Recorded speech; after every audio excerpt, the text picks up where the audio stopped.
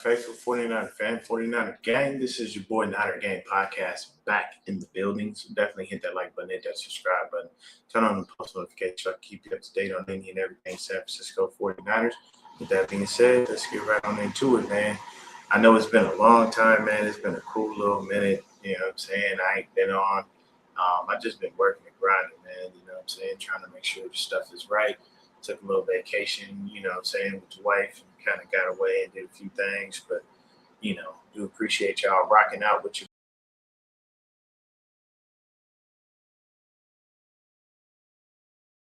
cam a little bit. There we go. With that being said, man, once again, let's get right on into it. 49ers have had themselves a bit of an off season. We've made some signings, we've done some things, and let's go ahead and take a look into that, man. Let's see what we got, you know what I'm saying, what's here, what we've done, and the steps we've taken to try to make this team better and, get back to contending for a Super Bowl. Now, I know that everybody is pretty much satisfied with with last year and whatnot. I'll give them that because basically we wound up having a pretty good year given the circumstances. You guys know me. I'm forever. It's hard for me to be optimistic when things haven't necessarily gone well over time because I'm always looking at things as a whole rather than looking in the moment. The moment is always good to live in, but you just got to be smart about it. So with that being said, what I'm saying, 49ers had a pretty good year last year. Still didn't get bounced out in the first round. Did lose in the divisional round to the Seattle Seahawks and got the shit beat out of us. We got the brakes beat off of us. That we did, man. And yeah, they came into our house, whooped our ass, and then went back into our house and won the fucking Super Bowl, which pisses me off. You know what I'm saying? It's like once again, a lot of people don't feel this way, and a lot of people say they wouldn't be affected. But as always, we don't know what we would do in certain situations until we're placed in them in that moment. And I can tell you this: I've been in places where somebody has came onto my field to win something big that I am not a part of, and it frustrates the shit out of me, and it pisses me off because whenever they come back to my field, they gonna remind me of that, and I don't want to hear that. Like bragging rights are pretty big. Egos are always massive, especially when it comes to men. We don't, our ego is almost everything. We really don't like to be talked at. We don't like to be talked down to. Certain phrases we don't care for. And, when it comes to bragging rights on another man, oh, bro, it's over. We will run you into the ground. We will remind you 50 million times what you did, what you didn't do, and how we came in and we basically ruled your home. It's literally almost the equivalent to sleeping with someone's wife. Like straight up, I ain't even gonna lie to you. It's really that deep. Like it's bad. Like and I mean, whether this be before, be after, whatever the situation is, it's still frustrating, man. You got to go out there and know that this team came into your house, beat the shit out of you on the way to the Super Bowl. They came back into your house and won said Super Bowl. Shout out to the Hawks for getting the job done, doing what they needed to do. They done lost a few pieces. Kenneth Walker is now a Kansas City Chief. I believe Reek Woolen is left. They lost a few different pieces, but they made a couple signings as well. So right now, when it comes down to it, what I will state is when I look at the hierarchy of the NFC West, unfortunately, the 49ers fall third. And the reason being, I will always, my benchmark is Super Bowls. That's always going to be my benchmark. And unfortunately, we don't have one. We have 3 L's in the last 3 Super Bowls that we've been to. 2 of those L's came under the guidance of Kyle Shanahan. Not blaming him solely, but either way, once again, as I always say, when you're the head coach, you get the glory and you get the shit. It's either one. So when it comes down to it, you take a look at last season and you go, damn, man, that was crazy what he was able to do.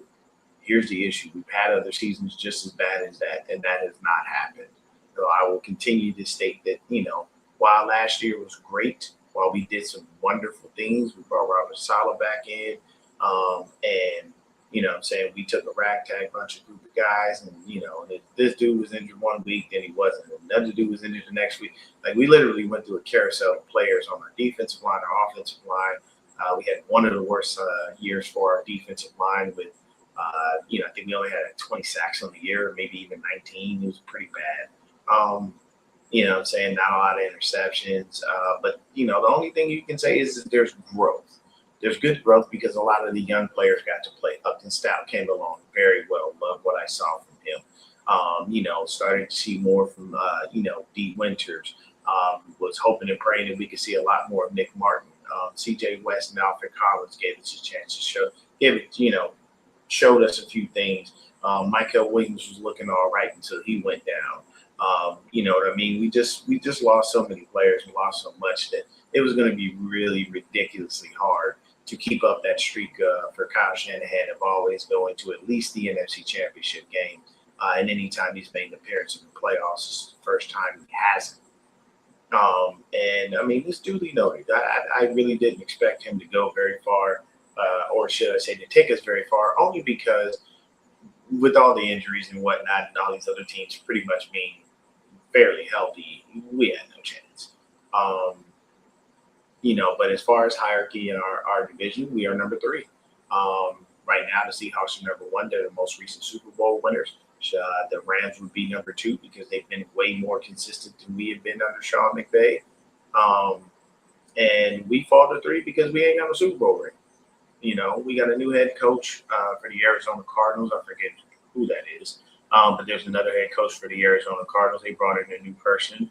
They have moved on from Kyler Murray. He is now a Minnesota Viking. And the Vikings, I think they just signed Carson Wentz too. So they basically are telling, J.J. McCarthy in short, hey, your job ain't secure, buddy. You're going to have to come in here and outright win this job and take it from one of these guys before we decide to go ahead and put you out there. You know what I'm saying? They'll split reps most likely. There'll definitely be a quarterback competition. But the nice thing for the Minnesota Vikings is you don't have to pay Kyler Murray much. You can pay him at that minimum. Why? He's getting, I think, almost $40 million from the Cardinals. They paid that man to go away. That tells you a lot. When a team pays for you to leave, it says a whole lot about you. And to be honest with you, there's certain times in a league where people get money they don't even deserve. And it happens a lot with quarterbacks. It is a real problem. I don't know why, but for some reason, when it comes to quarterbacks, it doesn't make any sense that they get the most money in the game and they're always winning the MVP. Like those two things always drive me insane because when it comes to MVP, it's almost like you're telling other players, if you're not a quarterback, don't even waste your time thinking about this unless your season is that spectacular to a point where you just can't look away. You know what I'm saying? Saquon Barkley went over 2,000 yards. And I mean, hell, he backwards hurdled somebody. They still ain't give him MVP. So it just tells you that the NFL has a skewed perception of what the MVP should be and who they want as well. Kenneth Walker got named the Super Bowl MVP, but honestly, they should have gave it to their kicker. And I know a kicker has never won MVP in the Super Bowl ever, but I can tell you right now, Seattle Seahawks kicker kicked them to that victory. Okay, Kenneth Walker didn't even score. Let's just throw that out there. And it's nothing against Kenneth Walker, but he did not get in the end zone. He didn't touch pay dirt. He had some yards, but he didn't touch no pay dirt. But either way, I digress. Once again, we're 3rd in the division, just due to the fact that the other 2 head coaches have Super Bowls over us. And to be honest with you, the rosters are improving a lot faster than us. You know what I'm saying? I know that the Seahawks have lost a few pieces, but they got draft picks. They'll find a way to be able to do things. Mike McDonald, he does his thing, man. He definitely does his thing. So with the 49ers, man, we've had a litany of signings, and we've had some people leave. So let's talk about people who rolled out. You know what I'm saying? The guys that have left, that are no longer here. And we'll take a look at that. So Kendrick Bourne now is still in division, and he's in my neck of the woods. He is an Arizona Cardinal. And that gives them some stability at the wide receiver position. To be honest with you, I think they need to move on from Marvin Harrison Jr. and just go with Michael Wilson as their number one. What people don't understand is sometimes number ones are right there in your face and you just sleep on them consistently. I would have loved Michael Wilson to come over here to the Niners. The dude's been nothing but consistent since he's been in the league coming out of Stanford. And I think people sleep on him and his production. And matter of fact, man, let me just pull this up just so I can tell you. I mean, I know a lot of people may not like when you have an affinity for a different player directly in division, but I mean, hell, I'm realistic. The best wide receiver in our division is named JSN, Jackson Smith and Jigba. Everyone knows that. Nobody's stupid enough to challenge that. But Michael Wilson makes himself a strong case because, like I said, the consistency. It's year over year where this dude just comes in, he makes a name for himself, and he does what he does. So this past year, he had 1,000 yards. He was over 1,000. He had 7 TDs. You know what I'm saying? I mean, that's very solid production from a receiver. I'm not gonna lie. You know what I'm saying? I mean, if you're telling me that that's the case, I'll take it. You know what I'm saying? He usually is not injured. You don't ever hear about him being on the injury list very often. He's played all the games that he can play throughout his career. He's been there since 2023. You know what I mean? And the yards and the usage have progressed in a forward manner to an extent. His first 2 seasons, he had only gotten over 500 yards. They weren't giving him a lot, but the thing is that they were basically focusing on Marvin Harrison Jr. Once they drafted him. You know, he's the big guy out of Ohio State. His dad is Marvin Harrison Sr. Here's the thing. Let me tell you this. Parents, your kids aren't always you. Deion Sanders' oldest son runs the media end of Deion Sanders' life. He played sports. He was nowhere near his daddy. I honestly think that Shiloh, given another chance, he would be really good. I think he'd be an awesome safety in the league. And I think, to be honest with you, it was bullshit that what the Bucks did to him, letting him go just for a fight in training camp. You know how many fights happen in training camp. You know how many fights happen throughout the season in practice. This is nothing new, and it wasn't like what I'm saying, he went ahead and tried to ragdoll the dude or kill him. You know what I'm saying, it's just a little scrimmage. It is what it is. But Marvin Harrison Jr. is not his daddy. He ain't nowhere near what his daddy was. Now, mind you, he doesn't have the type of quarterback that his daddy had thrown to him. You know what I'm saying? Marvin had Peyton Manning, and Peyton is one of the greats. You know what I'm saying? So that's obvious. But it is what it is. Let's talk about our free agency. Sky Moore has left. You know what I'm saying? We were loving him with the return game and whatnot. So that tells me that opens the door for, what I'm saying, possibly Junior Bergen to get on there because that's what we drafted him for. We'll see if he can pick up the pieces and get it together to be able to be our kick returner / punt returner. Jason Pinnock, he left, and I believe he signed with the Giants, but that's not really bothering me. Bryce Huff retired. And I will say this, I think he retired, I think it was due to injury or something, but it kind of does Niners a favor. Gives them some options. You know what I'm saying? They don't have to worry about paying the dude. And, I think it's probably some dead cap money, obviously, but either way, it's a lot less than what we would have been paying him on a yearly basis. Jordan Elliott, you know what I'm saying? He went with Robert Saleh over to the Titans. Robert Beal Jr., he signed with the Dolphins, but that doesn't matter because Robert Beal ain't been worth nothing. Jordan Elliott was cool, but he was a rotational guy, so I don't expect much from him out there. Matt Hennessy signed with the Cowboys, and Spencer Burford joined the Las Vegas Raiders. And they've got a couple people for us to target as well, but one of the guys I don't care for and that his name keeps coming up is Joey Bosa. And here's my thing. I got enough injury issues with Nick. I don't need to bring his injury-prone brother in, for the sake of them playing together or some weird obsession that Niner fans have with this.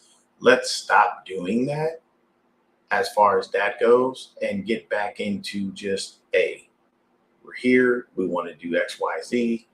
Let's think about trying to make the team better, and let's do it with a healthy player. The 49ers have been one of the most injured teams since Kyle and John have gotten here. And unfortunately, that ain't changed. It hasn't gotten better. They still don't know how to hire a proper training staff. And we always sit on the injury list, at least in the top 10 every damn year. And it sucks. It really does kill me. I don't know what it is. I don't know why it is. I don't know how it is. But what I can say is we picked up a lot of injury prone players, whether it be the draft or free agency, and we're always staying injured. And everybody has a billion different theories. I honestly think they just have a shitty ass training staff, and I think they need to hire somebody new. I remember when they first got here, I think they hired somebody that had to deal with hockey, which hockey doesn't have shit to do with football. You know why? Because you're on freaking skates and you have a stick in your hand. Like, it's a polar opposite. The only type of connection that hockey and football have maybe is a little bit of contact. And I mean, hell, you're only getting checked into the boards. You know what I'm saying? But it doesn't make sense how they keep screwing up its training staff. Like, I don't know. The training, recovery, like whoever, like fire everyone and start from scratch. Bring in some new blood, bring in some people that have, a new way of doing things and be able to make it right. You know what I'm saying? I ain't saying you need to go find, a shaman and go, realign chakras and stuff like that. But I'm saying you need to find a better training staff because year after year we're consistently injured. And this is just not working. I'm sorry. It does not work. But let's get into the, what we got here. You know what I'm saying? So the 49ers currently right now, looks like we got $39,669,205 worth of money as far as cap space. That's what we got remaining. So that's a good thing. You can't be mad at that. That's always good when you got that kind of cap space remaining. We re-signed a couple of dudes and we signed some new guys. We re-signed our kicker, Eddie Pinheiro. So Pinheiro's back with us for several years. Man, my bad, bro. This was random. This was random, B-Dubs. I'm always random with my stuff. But we did sign a few kickers, and I mean, I just got into the show here. I'll shoot you the link. I mean, I just got into it right now. So, being honest, when it comes to signing Eddie Pinheiro, that was definitely a big deal for us. We needed that because we didn't have no kicker otherwise. You know what I mean? And we weren't going to wind up doing anything better if we didn't have Eddie P back there kicking the football, making sure that we don't wind up losing out and that we're good. I definitely understand that much. It can suck when it comes down to it. And I will say this. We did go ahead and let Thomas Morstead go. I believe he found himself a new home, but we did sign a different punter, which is cool, man. I mean, punters come and go. And if there are two positions in football, you can be really old as long as you're doing your job right. They won't care. It's punting and kicking. You know what I'm saying? I mean, shit. I think Sebastian Janikowski kicked well into his 40s. You know what I'm saying? Most kickers usually can go into their 40s. I mean, it's literally your only job is kicking the ball. It's rare that you have to tackle somebody. You know what I'm saying? And most of the time they're telling you, hey, if it ain't working, it ain't working. Get on up out of there. So it's a little bit different. But what I can say is, what I'm saying, signing Eddie P was definitely a good thing. Getting ourselves another punter was a good thing. Giving them a couple-year deal. Can't be too mad at that. I'll start off by talking about Brandon Ayuk. And here's the thing. BA has been a bit of a headache. And right now, they doing BA greasy like he did them greasy. It's that simple. And I'm just being honest with you. The reason being is because Brandon Ayuk put us through hell with that contract situation. Then at the end made it harder than it needed to be. Then on top of making it harder than it needs to be, you know what I'm saying? He just didn't show up. He didn't want to come training camp. He didn't want to go through and talk to the doctor. He didn't want to do none of that. So he just decided I'm going to be, Mr. Introvert and speed past the facility going almost 100 miles. Like, just childish, ignorant things. And it's like, you drafted the kid in the first round and this is the return that you got. And that sucks. Because when you use a first round pick on a player, you typically anticipate that player is going to be with your franchise for at least about a good 7 years. Along with because you have the 4 year contract, you have the 5th year option, you have the 2 years of tagging that you possibly can do. So there's a variety of different things that could happen. But hey, I tell you right now, the 49ers are doing Brandon Ayuk just like Brandon Ayuk did them. You know what I'm saying? They're basically holding on to him. They're not going to give teams the opportunity to go out there and run and get him because the obvious consensus is that Brandon Ayuk goes to the Commanders where he wanted to be. He wants to go play with Jaden Daniels. You know what I'm saying? And I mean, hey, you got Scary Terry to take the top off the defense. Throw Brandon Ayuk in there. He's a great route runner. You know what I'm saying? That starts to make the Commanders' offense a little more formidable. And that means all they need is a running back and a tight end. I'm not really a Commander fan, so I don't know if they already have that or not. But at the end of the day, the 49ers is basically saying, hey, bro, take this time, rehab, do whatever you want. At a bare minimum, we own the rights. We got your contract. You can't go nowhere and do nothing without us giving the okay on it. Now, the 49ers could be dicks and release him right after the draft or something like that. I don't know. I don't know what their plans are, but I know they're basically giving him the same treatment that he gave them. And I can't be mad at it.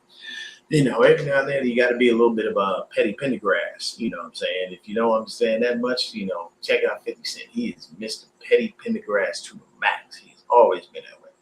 So, for me personally, with the Brandon Ayuk situation, 49ers will do what they want with them. I really don't care anymore. I really, to be honest with you, man, I'm one of the people that when it comes to negative things in my life, I want to get rid of them so quick, I don't even hold on to it. I know what the 49ers are doing, and maybe it's a little get back. But me personally, if I was John Lynch, I'd have been pleased. Get on out of here. Go wherever you want to go. Because you're going to realize at some point that the grass ain't always greener on the other side. Last time I checked, the 49ers have been to 3 Super Bowls in the past, 15 years, technically speaking. Maybe a little bit more than that. But either way, they've been to 3. And the Commanders, I don't even think they barely sniffed the playoffs or a winning season for the most part. Well, actually, I take that back. They did go to the NFC Championship year before last. So it's definitely something that, you know what I'm saying, you'll realize when you get there, whether it's good or whether it's bad. And you'll see that. It's not to say that I wish anything bad or negative on Brandon Ayuk, but the way that you handled yourself was, you know, not conducive of a grown man. You did some childish things. And, you know, you got to grow up. You know, everybody has to do that at some point in their life. We all got to grow up. But let's get to the fun part. Let's get to the facts. Let's talk about who we signed. So the first guy that we signed is Mike Evans. Everybody knows who Mike Evans is, the longtime and only Tampa Bay wide receiver. I believe he is their leading receiver for yards. Mike Evans literally had a streak of every season having over 1,000 yards. I believe that's 1, 2, 3, 4, 5. I think about 10 or 11 seasons of 1,000 straight yards. They tied Jerry Rice for that. You know what I mean? His touchdown totals constantly fluctuate.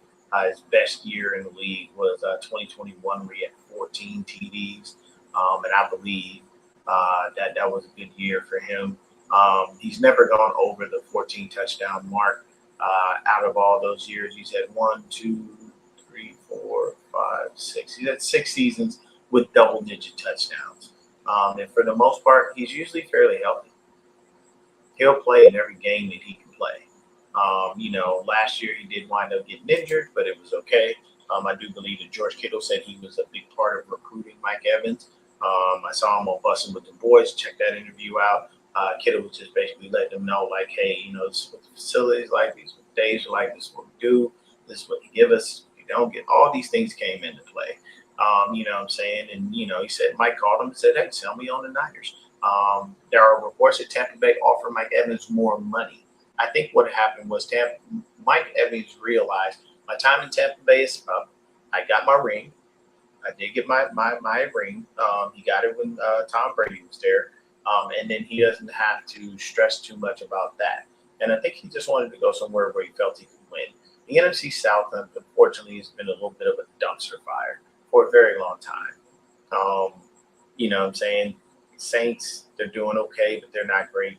You know, saying Panthers a little bit on the come up. Bryce Young looks like a better quarterback. He's progressing now, even after losing his job and getting it back. You know what I'm saying? When it comes to the Falcons, they're the Falcons. We never know what they're going to do, and they unfortunately haven't, had winning seasons and winning ways in a very long time.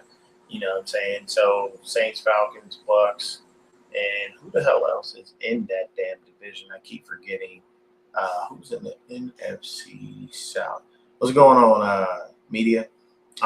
So let's see. It's the Bucks. It's the Saints. It's the Panthers. Who the hell else? Bucks, Saints, Panthers, Falcons. Okay, Bucks, Saints, Panthers, and Falcons. Yeah, and just the teams in the NFC South have not necessarily been the best. So I think Mike Evans honestly just won it out, man. You know what I'm saying? You give a team that much time, you give them their consistency, you do all those things. And, I mean, hey, offensive rookie of the year, you know what I mean? He's done more than enough things in this league to be a well-respected receiver. And to be honest, we ain't never had a number one. We've never had a true number one. Yeah, man. Sorry about that. But we haven't had a true number one. We never have. And here's the thing. This is the reason that, I always wind up having these little rants about Kyle Shanahan because people give him excuses consistently. Until Brock Purdy came around, he never had his number one quarterback. You had plenty of years to draft a number one quarterback, bro. Plenty of years, plenty of time, all of those things. You had more than enough time. Now they're going to say, well, he never had a number one receiver. He drafted Brandon Ayuk, who we thought was a number one receiver. That didn't work out. Drafted Ricky Pearsall, who got shot and can't stay out of a PCL injury to save his life. So at this point, there's certain things we need to stop Kyle from doing. We don't need him to draft receivers because he doesn't develop them outside of BA. We don't need him to draft a running back ever again. You know what I'm saying? In this era, they just drafted running backs and us don't work out. And of course, yeah, he loved on Kirk. He thought Kirk Cousins was coming. He thought that was it. He had a game plan for it. And when Minnesota went ahead and doled out that cash, that shot that in the dark, and we got screwed for that. So there's just decisions that have been made, and they're not necessarily the best. But Mike Evans is a great decision. I think him being here, he brings the veteran leadership to the young guys in the room. He brings, that true number one wideout. Even though he is a little bit older, I don't care. Mike Evans is a lot better than anything we got on this roster. The only other receiver on this roster that did anything, and I mean actual receiver, was Jauan Jennings. That's it. There is not another receiver on the 49ers that did anything worth noting. Our leading receiver was Christian McCaffrey, people. Think about that. Your leading receiver should not be your starting running back. Now, look, if Christian could have a 1,000 season, where he had 1,000 rushing, 1,000 receiving, I'm all for it. But in moderation. Christian McCaffrey had over 400 touches last year, people. That is ridiculously insane. And we all know and understand, once a running back gets over 30, they drop off a cliff. It's very rare in today's times that you see a running back get over the age of 30 and progress forward or keep the consistency. Christian McCaffrey's a workout warrior. He's a great human being. All of these things are true. But Father's Time is undefeated, and we all know and understand that. And right now, I'll talk about that. I'll actually bring that up. Some media brought this up, and I do want to talk about that. If you're not following 49er Media, check him out. Here's my thing. When it comes to Jauan Jennings, it's very simple. You got to love what the dude does. You got to love what he brings to the table. And Jauan is literally doing his darndest to be able to go out there and get himself at least $20 million a year. Like Drew Rosenhaus is your agent, all of those things. What kills me is there hasn't been a lot of interest in him. I haven't heard a lot about teams pursuing him. I haven't heard anything about, his agent talking about picking up, and none of that. I haven't heard any of this. And it's confusing because I'm like, man, what are we doing? Why is Jauan not pulling so much interest out there on the free agent market? Teams need wide receivers. And Juwan has been one of the most consistent receivers out there for a long time. He definitely has. So it's very confusing to me why teams just seem to stay away from him. I know he may have a little bit of a streak, what I'm saying, with getting a little overzealous with the blocking and whatnot, but the guy gives you production every year. You know what I'm saying? And I mean, what he did last year, the off and on, the injuries, everything, like, you got to be amazed at it. So, you know what I'm saying? If he continues to stay out there, I'm pretty sure the 49ers will come back and offer him a contract. It ain't going to be what he wants, but they'll offer something to him. You know what I'm saying? That was definitely the case. Yeah, this is true. Yeah, we started hearing the Brazen Charters. Yeah, we've heard nothing about Juwan. I ain't heard of visiting nobody and her talking, none of that. So, I mean, to be honest with you, you know what I'm saying? We're on Mike Evans right now. He is our true number one receiver. We got him. You know what I'm saying? And I think that Mike Evans is going to be a great addition for Brock Purdy.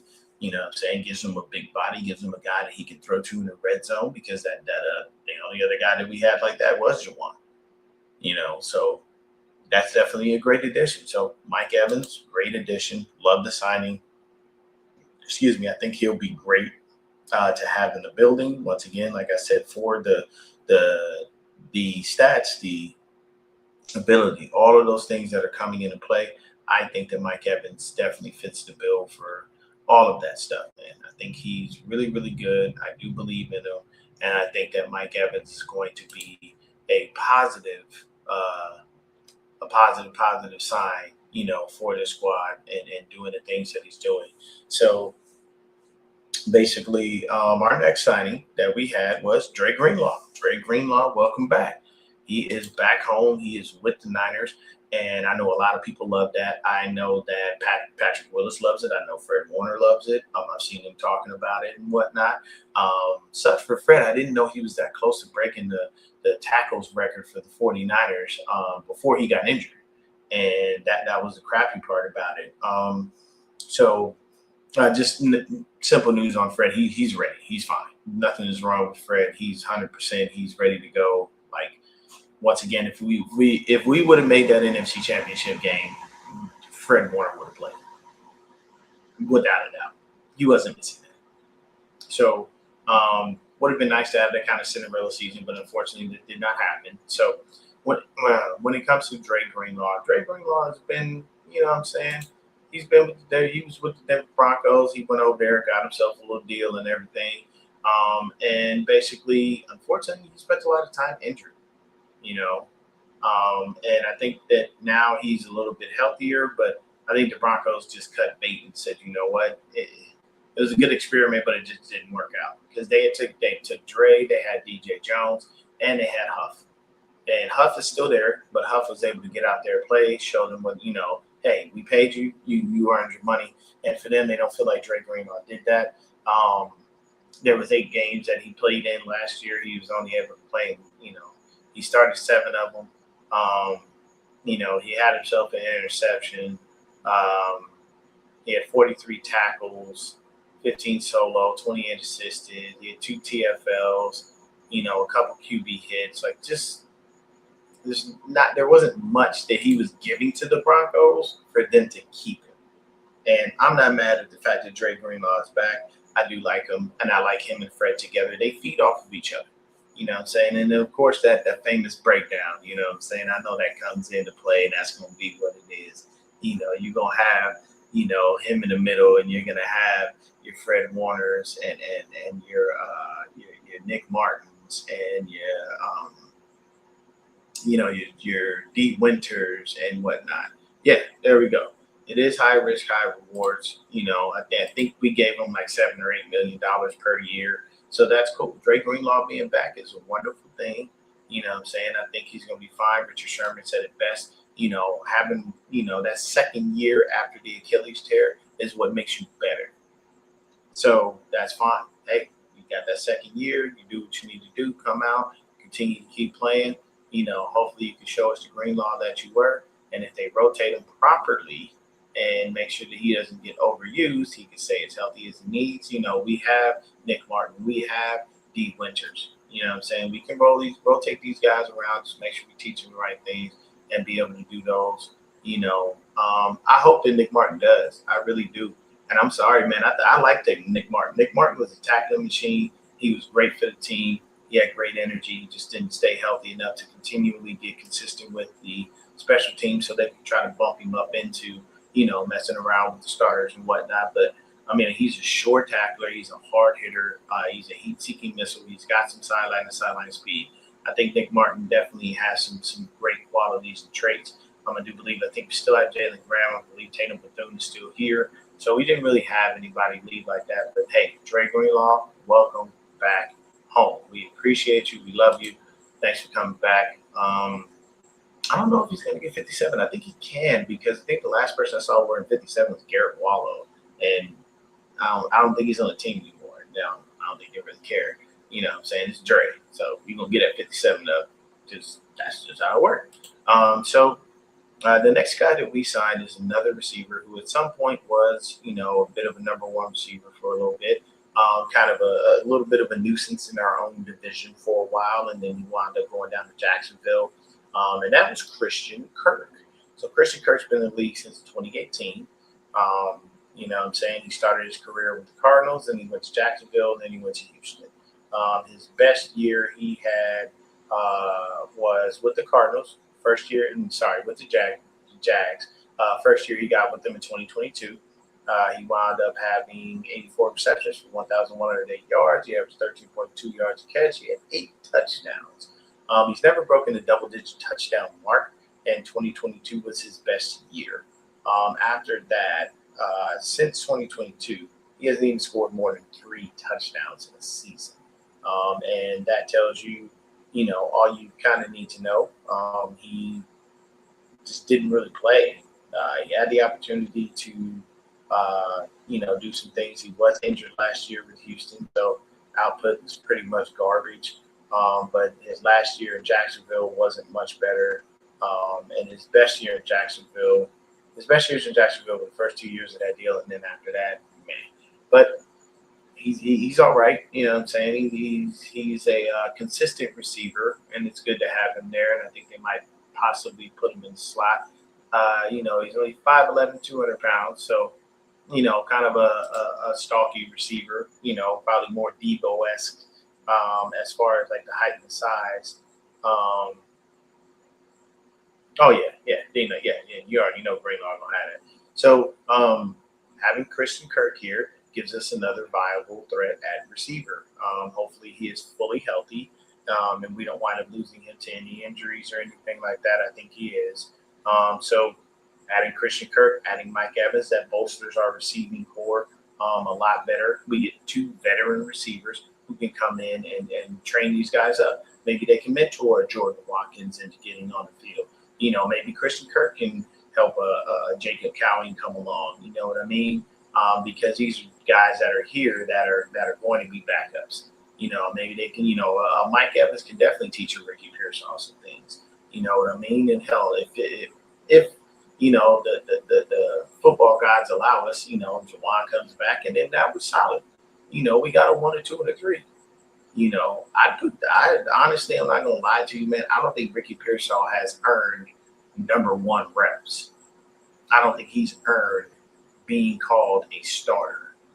He's lost. Yeah, I mean, you get a little bit older, everybody loses a little bit of speed. Hell, you take some bumps and bruises and stuff like that. It's gonna be a little rough. But I think honestly, if you were able to get a Juwan back, you could put Juwan out there as the 2 and throw Christian Kirk in the slot. And every now and then train up Ricky Pearsall for the slot too. I don't think Ricky Pearsall is an outside number 1 receiver. It's just I haven't seen enough from him, nor did I see enough in college that says he is a true number 1 receiver. I didn't like the pick when we first did it. And he's shown small flashes, but nothing consistent. And he's not able to stay on the field. So that kind of hurts things. But what I will say is having Christian Kirk gives us another viable threat, helps us train up some of these young boys in the receiving room, and I'm not mad at it. You know what I'm saying? The guy who's got 8 years in the league, once again, never had double-digit touchdowns. His biggest year was 2022, so that's several years behind him. But I think that we should be perfectly fine with Christian Kirk. That is definitely something better I know that it's unfortunately we're older as far as the team consists, but right now we need those vets, and that's that. And to be honest with you, I believe, if I'm not mistaken, this is technically the last year of Kyle Shanahan's contract. And we did not see him that. Now, the craziest thing was after he lost that first Super Bowl, you know, Jed York was quick to give him another contract. And we'll get into that a little bit later, but it's crazy. So next guy up on the list, Osa Odigizua. He definitely he came into the league. He hasn't really done much of anything. He started his career with Dallas. He's been with them since 2021. His biggest sack year was 4.5 in 2024. You know what I'm saying? He brings a lot of pressure and he brings some speed off the edge and whatnot. These are some different things that we need. And, you know what I'm saying? He's a defensive tackle. So we need a hog molly in the middle, as they say, to be able to shore up the, you know, stop the run. And I mean, I think honestly, if you put Osa in there, if you put Osa in there in the middle and then you throw Alfred Collins right next to him, I think they're going to make each other better. You know what I'm saying? And then you rotate in a little bit of CJ West, who has the greatest smile for a defensive lineman in a long time, man. He just seems like a happy guy. But I think honestly the addition of Osa is going to help us with that defensive tackle position. We're trying to make sure that we shore up that line in any way that we can. So once again, while he doesn't have eye-popping numbers, I think the addition is a good thing. You know, he's 6'2", 280, you know, so he should be able to get around, do some things, make some things happen for. But Osa Odigizua, welcome to the Niners. So we also signed a couple of offensive linemen. We signed a guy, Greg Toth, he's 6'6", 304 pounds.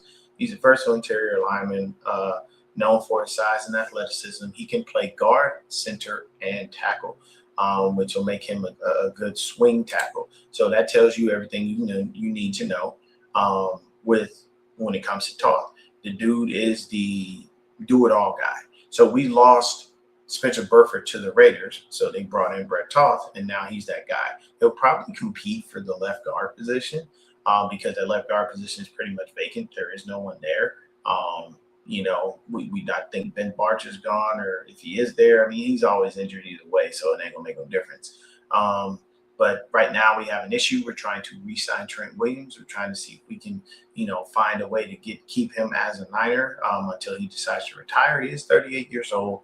And yeah, Trent lost a little bit of a step, but he's still Trent Dan Williams. He's still the silverback, and he still can, you know, definitely make opposing defensive linemen, you know, kind of have a little bit of a moment when they say, you know, oh, okay, who we face this week? The Niners. I gotta go against Trent. Damn.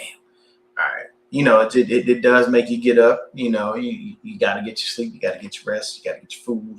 You got to do the right things when you're facing a guy like Trent Williams. He's not going to make the day an easy day. So having, you know, Toth basically says that's our swing tackle. That's our do-it-all guy. If, you know, somebody goes down, he can play whatever spot we need him to play. On the field, you'll take that. You know what I'm saying? You'll definitely get that. The other guy we signed was Nate Hobbs. He is a defensive back. He was with the Raiders for the first 4 years of his career, and then he spent his last year in Green Bay. He's never had more than one interception in the season. Looks like not much on the passes defense. You know, he doesn't play a lot of games because there wasn't a lot of starts for him necessarily. He did start some games here and there, but it's just his impact wasn't. He didn't really do much. That's basically what it is. Nate Hobbs didn't do much. I'm not really sure about this signing. I think it's more of a depth piece. I don't think it's going to be for him to challenge for anything. You know, and yeah, Barch can visit with he can visit with anybody. Everybody knows his history, and it's like, yeah, you're gonna play like 2 games and then get injured, and we'll never see you again. And then you're gonna show up late in the season and play like 1 game and look good, and then everybody's gonna be like, oh man, he's great. And no, it doesn't work. So definitely taking a look into things, seeing what we can do as far as that stuff is concerned when it comes to those kinds of guys. Ben Barch, like I said, it's nice, but at the end of the day, man, you just live on the injury list, and it's a waste of money. So Nate Hobbs, like I said, depth piece. I don't really think there's much going to it. We did try to get ourselves a little bit of a backup for Trent Williams, so to speak. We signed Verdarian Lowe. Based on his performance in 2025, he was regarded as a highly capable swing tackle and reliable backup offensive lineman who developed into a serviceable spot as a starter. Um, Spot starter after 3 seasons with the Vikings, and then with the Patriots. I'm saying he got his deal with us. So it looks like it's a 2-year, $12 million deal with the Niners, including 5.75 million guaranteed. So the Verdarian Lowe signing just basically tells me this is our backup plan if we can't get anything going with Trent. So you're probably going to see that dude playing left tackle more often than not. I get it. If we all would like Trent to be there, we all would love the Niners to actually address the offensive line and go out and get some real quality guys. But the key here is when you see Toth and you see Lowe, what did I say about both of those dudes? The versatility. Kyle Shanahan and Chris Forrester don't want guys who only play one position. The only person on that line right now that is allowed to play one position only, is Trent Williams. And that's because he's that damn good at it. So when it comes down to it, you have to look at it from the standpoint of what they always do, what they always like, and what the moves are that they make. Kyle Shanahan and Chris Forrester consistently always want an offensive lineman who can play several positions. If you can play more than one position on the offensive line, you are attracted to them. If you are solidified in one spot and don't have the ability to be able to shift or move to another position, they do not care for you. This is just the way it is. It's been that way since Kyle Shanahan and Chris Forrester have been, the guys in the building when it comes to that offensive line. It's just how it works. And I believe that John Lynch is even on board with that, even with the guys that he drafts. So right now, because on our offensive line right now, to be honest with you, the only spot we don't have solidified is left guard. So there'll probably be some competition for that. As far as left tackle, if Trent stays, we know that's his job. We don't worry about that. As far as right tackle, we know that's Colton Kivitz. Right guard, we know that's Dominic Coney. And center, unfortunately, is still Jake Brendel. I don't like the fact that it's Jake Brendel, but it is what it is. We just have to deal with it. A lot of people have basically stated, that I think a lot of people start to fall into the understanding of, hey, our offensive line has gotten us where it got us. So, while we're complaining about it, is it really that bad? I'm going to stick with the fact that it's really that bad. Jake Brendel is not a center that you would want out there trying to do anything for you. He doesn't move the needle. And you're not losing sleep over him if you're a defensive tackle. It's like, who I got to play this week? Brendel? Yeah, whatever. You know what I mean? And, it's different with other guys. You saw Linderbaum go over to the Raiders and, they gave him a massive contract. They got Spencer Burford there. The Raiders are trying to do some things. And they may actually make themselves a little bit better and make a run. I know everything fell through with them, unfortunately, due to the Max Crosby situation and everything. But Crosby back in the building, working out, getting himself healthy. Feels like he's good, feels like he's fine. And he's back, right back on the Raider Nation train. And he thinks they might be able to do something. And the funny thing about that is we all expect the Raiders to go ahead and draft Fernando Mendoza out of Indiana. You know what I'm saying? And what that tells me is Kubiaks have a love for offensive linemen because what did they do? They went ahead and addressed that right away. When you bring in Spencer Burford, who's a guy who's had more than enough time to be on a line, and yes, he started and then he hasn't. Either way, the guy has enough experience to go out there and possibly be, a left guard or a right guard or possibly even a right tackle for them, whatever the case may be. When you get Tyler Linderbaum, you have a solidified center. You want your signal caller to have a great center because that center is going to take a lot of pressure off of him. You know what I'm saying? When you're a rookie, you don't want to come into the league and, you don't want to automatically start thinking, hey, I'm going to do, I gotta make the calls. I gotta make the audibles at the line. I have to do all these things. It's a lot. It's overwhelming. And when you got a center there that's done it for a little bit in the league, and he's got some ideas and some things, and he sees things better, it makes your life easier, honestly. So at the end of the day, those are the guys that we pretty much have taken care of and signed. Those are the people that we have brought in. A couple of receivers, a few offensive linemen, one DB. We re-signed Jake Tonjes. You know what I mean? Luke Gifford is back. Like I said, the puncher, Corliss Waitman, he's there. It's just a little bit cheaper when it comes down to it, so it's not too big of a deal. So at the end of the day, what we got to do here is in the draft. Now we have to address any other holes that we think exist. You know what I'm saying? Do we want to find another outside corner to go opposite Demo to be able to try to slide him back into the slot? You know what I'm saying? Do we want to move up the stout off of that? I don't think that's an issue.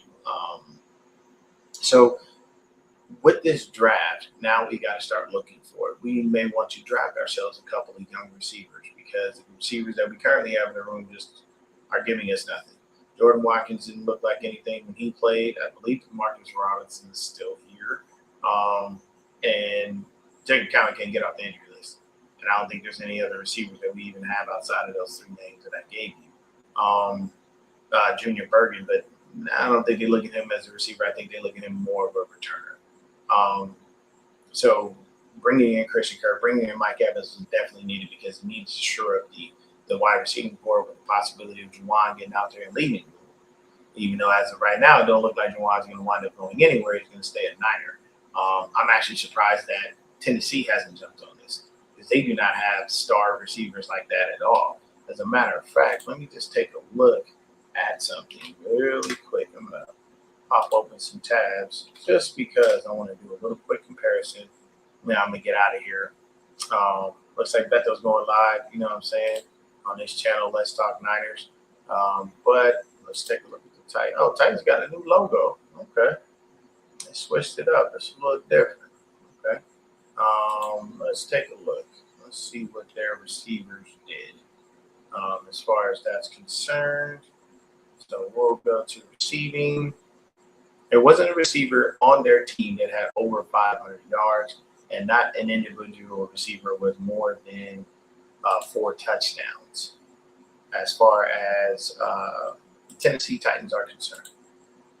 No receivers no receiver over 600 yards and no receiver over 4 touchdowns. The leading receiver was the tight end, Okonkwo. He had 560 yards. The leading actual receiver was Ayo Manor. He had 515 yards and 4 TDs. And Chamari DK, he had 423 yards and 4 touchdowns. And then when you come ahead and take a look at what's going on over here, when it comes down to it, and you look at the receiving for Juwan. Juwan had 643 yards. The man scored 9 times. So he doubled up on their scores, and he alone literally would have technically led that team in receiving and touchdowns. So I don't understand why they haven't done that. But hey, Tennessee got the bread too, so they have more than enough bread. I'm gonna get up out of here. Thank y'all for tuning in and hanging out with your boy. We'll be back a little bit more. I'll be hanging out with Beto and Brandon. We'll probably do a couple of mock drafts. Just to see what we can do, to find ourselves in good positions. We'll see if there's anything that we can, if by some freaking extra chance of one of these mock drafts, we get lucky and there's a run on everything but a left tackle. I would choose a left tackle. If one fell to me that I actually liked in the first round, that's what I would do. I'd automatically get trench replacement because I don't know how long he's going to be here. And at this point, to be honest with you, it's a year after year type thing. And I know that the reason why Trent Williams wants his money is because he wants guaranteed money. He doesn't have any guaranteed money. And the 49ers were going to pay him $10 million, but they declined to do so because it seems like they're feeling like they're on a better path to getting a new contract done so that they can keep him. And then right before I get out of here, let me take a look at this real quick.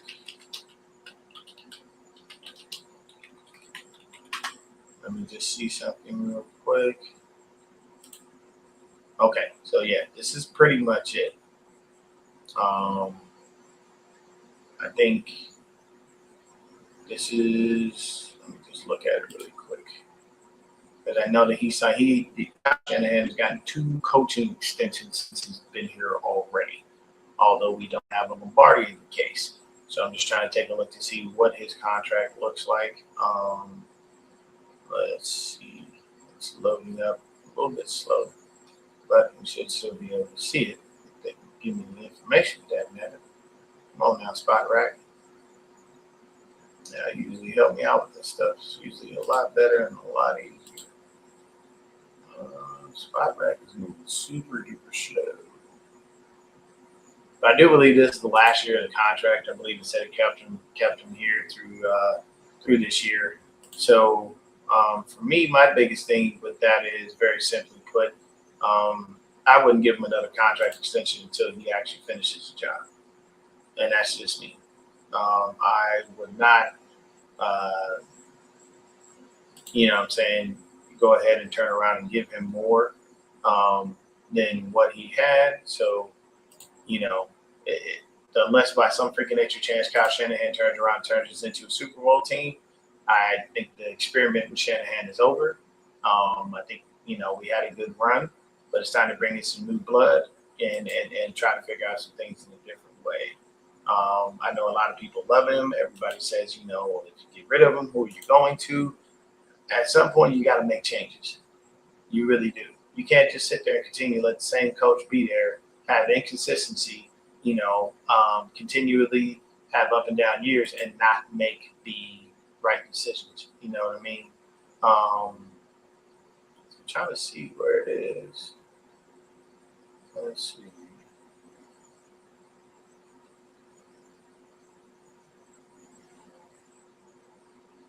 Yeah, it's not really showing me the information, but I do believe it's the last year. So for me, going to it again, let him coach up this year. Continue to keep doing what he's doing. I already know how it works. I know a lot of people will look at me as if I'm crazy, and they know how I have a really big disdain for it. But I can't get over the fact that you just can't finish the job. That just drives me insane. Truthfully and wholeheartedly, if I was a Philly fan, I would have gotten tired of Andy Reid as well. I'd love him to death because he did the things he was supposed to do, but I would not in any way, shape, or form want him to just keep staying, and we just can't never finish the job. You finally got there, failed. So it's just understanding those things and seeing it from a broad spectrum. Don't look at what he did last year as an aberration, because we had plenty of other years while we were injured, and he didn't do that. Did he do it last year? Was it great? Yes, we appreciate you. Thank you. We love you for that. But at the end of the day, being honest, like I said, it is a situation where you have not completed the job. You're not finishing. And we can't keep dumping money into free agents or hoping and praying that you finally get the draft right and actually draft some prospects that you develop and actually get out on the field. We can't just keep, at this point, this is the reason why I've always stated that I felt like Jed York was about money instead of winning championships. And the reason that I state that is because you keep a coach around longer than they should be, and it shows it shows your true colors. It shows you just like asses in seats and money coming in, baby. If I can keep the hope alive, I can keep the fans in. And that's how it works. You got to think about it from a business standpoint. It's understanding consumers versus, people who don't consume. See, a consumer goes in and they succumb to the scientific makeup of wherever they are that forces them to do what is intended for them to do. So hypothetically speaking, a grocery store is scientifically constructed for you to buy more. That's how it's been. If you go on the chip aisle, you got 50 million chip options. But next to the chips, you got pretzels. Next to the pretzels, you got, the bougie chips, the high price stuff, the more natural chips. Then on the opposite side of the aisle, you turn around, what do you have? Candy. You got the Mexican candy. You got Hershey's. You got Reese's. You got, you turn around, you go a little further down the aisle, you got cookies. So they're giving you all these snacks in one spot because they know an average consumer will go, oh, I need this. Oh, I didn't think I needed that, but now I see it, I want it. Instead of thinking and going into the store with a game plan, I need bread. I'm going to get bread and I am leaving. That's it. Doesn't always work out that way. And when it comes to sports, it's like that. If my team is winning, I want to go and see them win. Do I want them to win the championship? Yes. But if they keep getting close and I know they're on the cusp, I'll continue to support.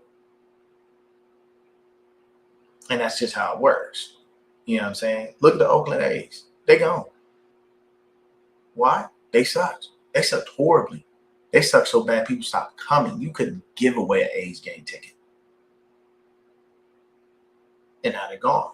So it just shows you. I mean, hell, I think the NBA is now trying to expand, put two more teams out. So it's I think one in Seattle, one in Vegas. Mark my words right now, the one in Vegas. If LeBron is smart, he'll be the first majority black owner. That's all I'm saying. So it's a situation of, hey, if I keep asses and seats, I keep money rolling in.